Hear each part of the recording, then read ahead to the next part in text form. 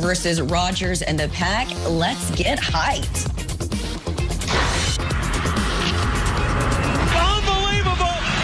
Teddy Bridgewater houses it from 21 yards away. Throws right side, back shoulder. Oh, Levante's got it. He's going to go all the way. Samuel, yes, sir. Touchdown, Carolina. Touchdown, Green Bay. 56 yards for the dagger.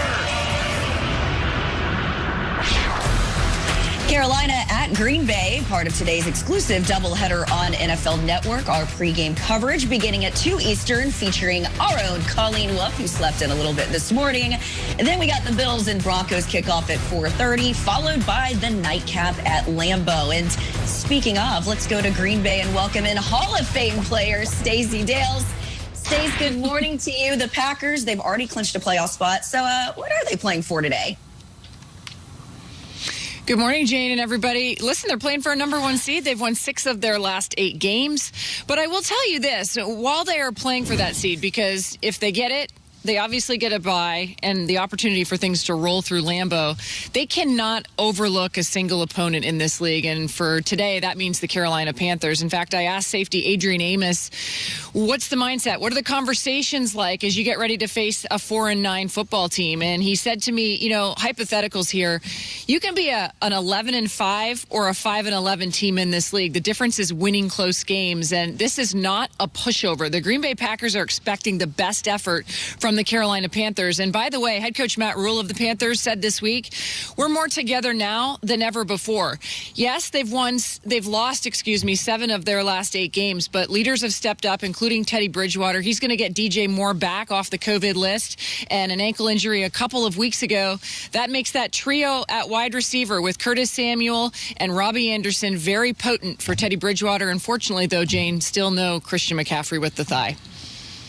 All right, Stacey Dales, Queen of the North. If I was up there, I would have, my whole face would be wrapped. You always pull it off, so thank you so much. I appreciate it, Stacey. All right, with just 3 weeks remaining in the regular season, the Packers hold the top spot in the NFC. The Saints, Rams, and Washington lead their divisions, with the Seahawks, Bucks, and Cardinals claiming the wild cards. So let's break down a few of these teams, shall we, guys, in a segment we're calling The Weekend Word. The Fresh Prince treatment there. Great show back in the day, guys. All right, we're doing this in the 90s hip-hop theme. Just an excuse for our DJ, our audio guy, to drop these fresh bars. So listen up. We're going to give one word that describes what these NFC playoff contenders need to focus on down the stretch. Mike Rob, what's your word?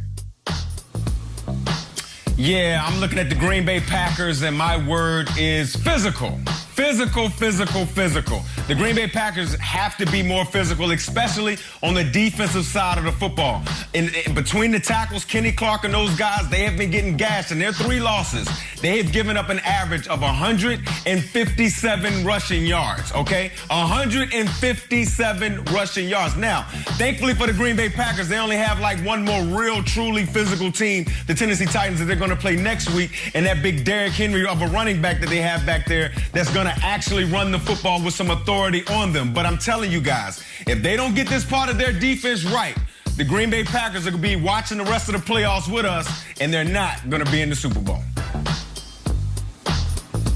Oh, I like that. I like that, M-Rob. So my team is going to be the Tampa Bay Buccaneers. And my word, identity. And I rose up out my seat for identity because any movie fans know the movie Ray Charles. Della told Ray, hey man, I don't know who you sound like. You sound like this one day, you sound like that one day. Who are you really? If you don't know, no one knows. Ray went on to find his voice and be a Hall of Famer, world-renowned voice.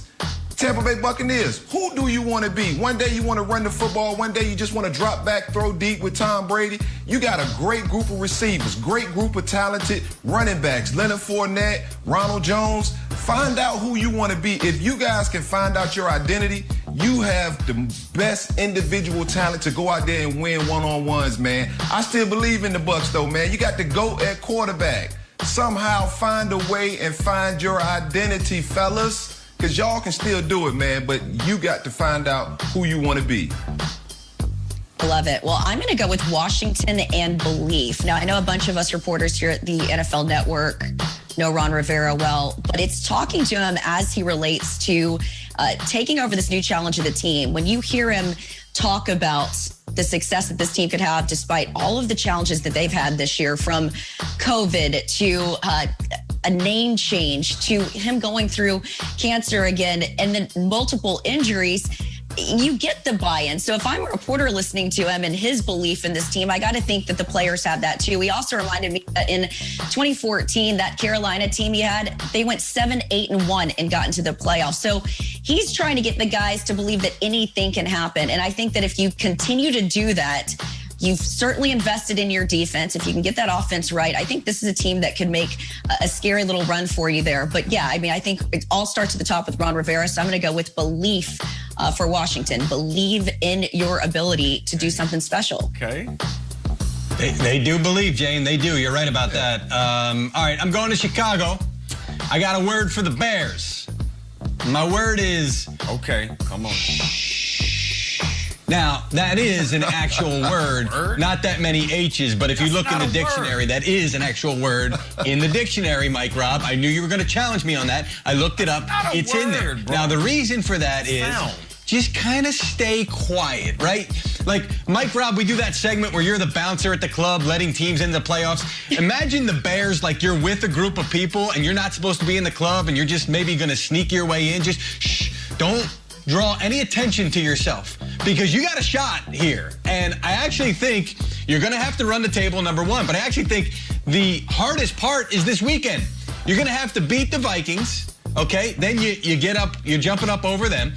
You beat the Jaguars. That's doable. Then you got the Packers in Week 17 in a game that might not matter to the Packers. They may have locked up the 1 seed, so you may be playing their backups.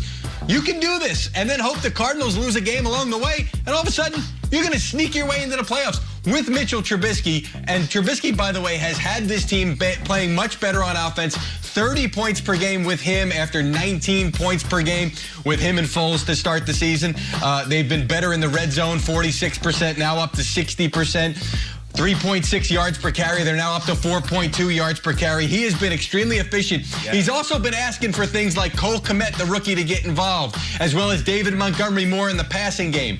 And he's gotten both of those. In fact, Trubisky was asked about that during his press conference this week and said, well, you were asking for this stuff before? Well, how come it wasn't being implemented? He just smiled and said, that's a good question. That was a nice way of him saying, I've been asking for this stuff. Now I'm getting it. It's making me more comfortable. We've been playing better on offense. Go ahead, Mike Robb. Challenge my dictionary definition of Who would have thought Mitchell Trubisky would, get benched, come back in, and be performing as well as he's performing? I think the benching actually allowed him to see the game a little bit differently. He's helping the run game. He's making demands, Jeezy, or suggestions about the offense. You're absolutely right, man. The Chicago Bears defense the Chicago Bears team with that defense, and now you can have Nick Foles go back to his natural position, which is coming off the bench. I'm telling you, man, they could be scary down the stretch. With 2 kids in the house now, the word of the day with Mike G is shush. So I'm not sure why any of us are surprised that that's the word that he chose. All right, who's really on top of the word? Coming up, why it's not that simple, and it might not be the team with the best record. And the Real Mike Robb Report is coming up. Tweet us your questions using hashtag Real Mike Robb Report. Oh, yeah. I got my ankles on in that picture.